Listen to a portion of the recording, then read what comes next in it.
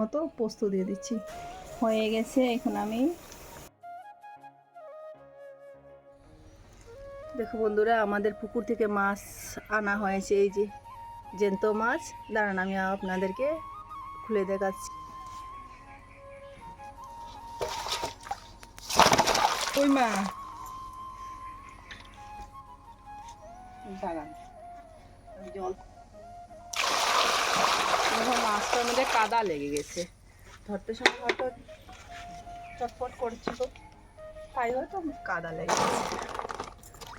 আর একটু ধুয়ে দাগু তুলে নিই। থেকে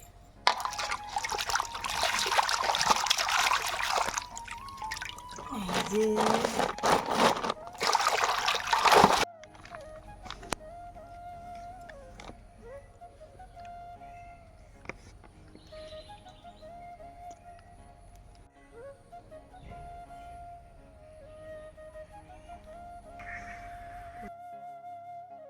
গুড মর্নিং বন্ধুরা, কেমন আছেন সবাই? আশা করছি হয়তো সকলেই ভালো আছেন, সুস্থ আছেন, আর আমিও ভালো আছি। আমি শিভা চলে এসেছি নতুন একটি ব্লগ ভিডিও নিয়ে।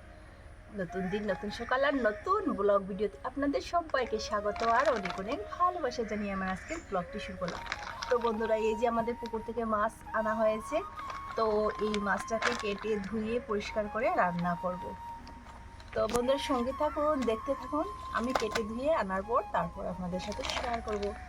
তো বন্ধুরা, আগে যে আমি মাছ দেখিয়েছিলাম, সেই মাছ এই যে কেটে ধুয়ে পরিষ্কার করে নিয়ে এসেছি। এখন দুপুরবেলা রান্না করব না, কেননা আমাদের পাশের বাসাতে নিমন্ত্রণ আছে, সেখানে আমরা সবাই খেতে যাব।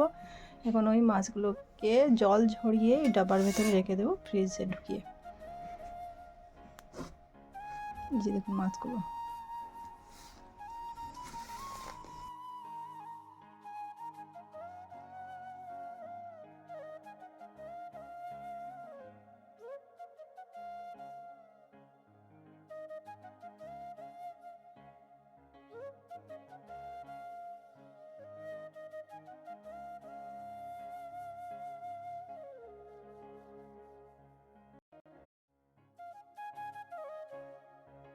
বন্ধুরা, চলে এসেছি রান্না করতে। আর রান্না করার জন্য প্রথমে মশলাটা করে নিই।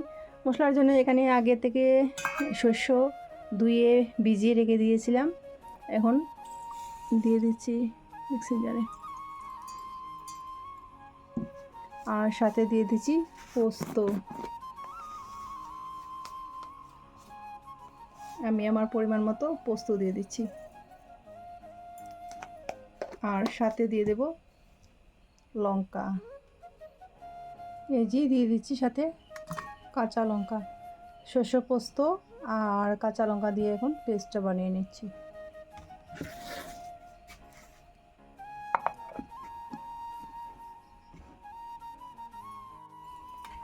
আমি আমার প্রয়োজন মতো মাছটাও নিয়ে নিচ্ছি।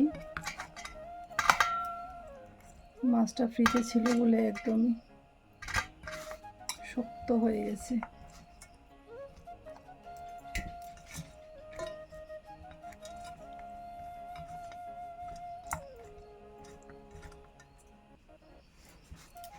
আমার হয়ে যাবে। এই যে মাছটা নিয়ে নিয়েছি।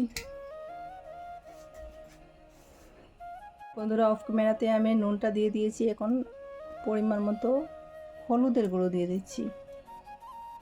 কালারের জন্য দিয়ে দিলাম সামান্য কাশ্মীরি লঙ্কার গুঁড়ো। তারপর ওই যে আগে থেকে পেস্ট করে রাখা মশলা দিয়ে দিচ্ছি, সর্ষে পোস্ত আর হচ্ছে কাঁচা লঙ্কা। তার সাথে দিয়ে দিচ্ছি কাঁচা সর্ষের তেল।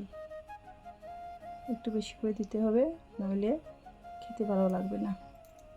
এখন সব কিছু ভালো করে মেখে নিচ্ছি। ওই বাটি ধুয়ে সামান্য মশলার জলটাও দিয়ে দিচ্ছি। সব কিছু ভালো করে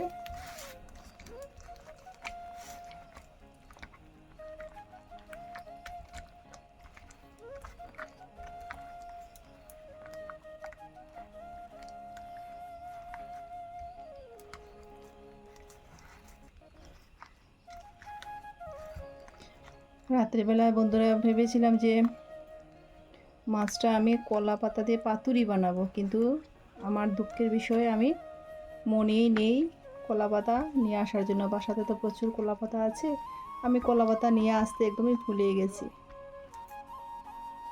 এরপর বন্ধুরা উপর থেকে চেরা কাঁচা লঙ্কা দিয়ে দিচ্ছি। আমার রেডি হয়ে গেছে, এখন শুধু রান্না করার পালা।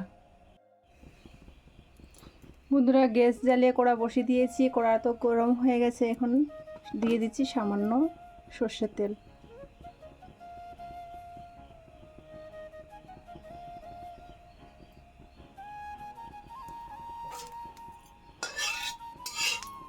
সর্ষের তেলটা দিয়ে দিয়েছি বন্ধুরা। এখন চারপাশে লাগিয়ে দিয়ে দিচ্ছি। তেলটা গরম হয়ে গেছে, ধোঁয়া ধোঁয়া উঠছে। এখন আমি দিয়ে দেব ওই আগের থেকে ম্যারিনেট করা রাখা মাছ। নিচে সব আঁচটা একদমই হালকা করে দেব, নইলে মশলা নিচে পুড়িয়ে যাবে। মিডিয়ামে আঁচে রাখবো।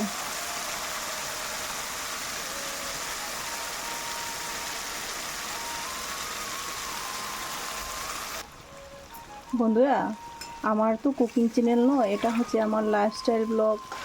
আমি যেটা যখন যেভাবে করি সেটাই ভালোবেসে শেয়ার করার চেষ্টা করি। তো যেহেতু আমার পুরো দিনটাই রান্নাঘরে কেটে যায়, রান্না বান্না, দুপুরে রান্না, সকালের ব্রেকফাস্ট, ডিনার, লাঞ্চ, ওই জন্যই আমি রান্নাটাই বেশিরভাগ শেয়ার করি। তো এইভাবে একটু পাল্টিয়ে দিলাম, ঢাকনাটা ঢাকিয়ে দিয়েছিলাম। এখন দেখি কি খবর আমার রান্নার। হ্যাঁ, মনে হচ্ছে এক পাশ হয়ে গেছে, পাল্টিয়ে দিতে হবে। পাশটা আমি পাল্টিয়ে দিচ্ছি।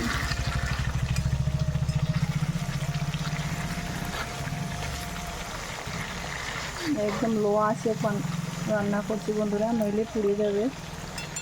আর যদি মশলা পুড়ে যায় তাহলে তো খেতে ভালো লাগে না।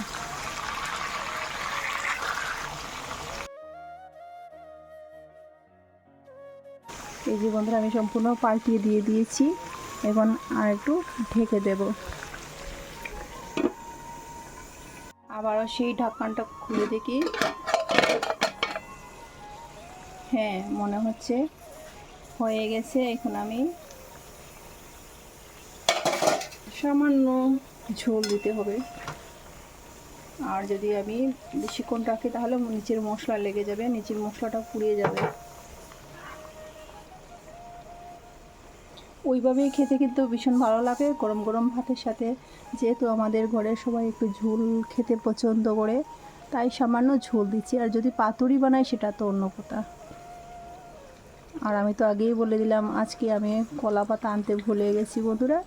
কলা পাতা নেই, আনতে ভুলে গেছি, যার কারণে পাতুরি বানানো হয়নি আমার। একটু নেড়ে দিচ্ছি যাতে তলাতে লেগে না যায়।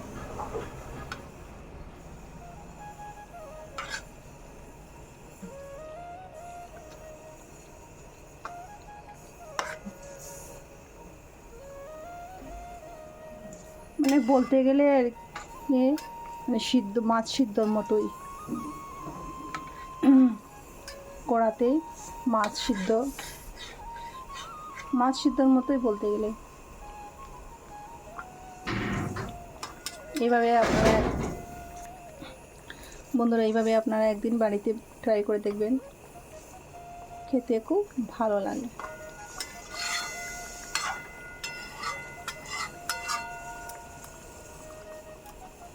গরম গরম ভাতের সাথে জাস্ট জমে যাবে বন্ধুরা। আমার তরকারি তো প্রায় হয়ে যাচ্ছে, ভাতটাও হয়ে গেছে। এখন গরম গরম ভাতের সাথে আমি ওই রেসিপিটা শেয়ার করব। বন্ধুরা রান্না বান্নার পর আমি ডিশটা শেয়ার করছি। আর রান্নার শেষে মানে একদম শেষের দিকে অল্প সরষের তেল দিয়েছিলাম, যেহেতু পোস্ত দেওয়া আছে তাই এটা শেয়ার করতে একদমই ভুলে গেছি।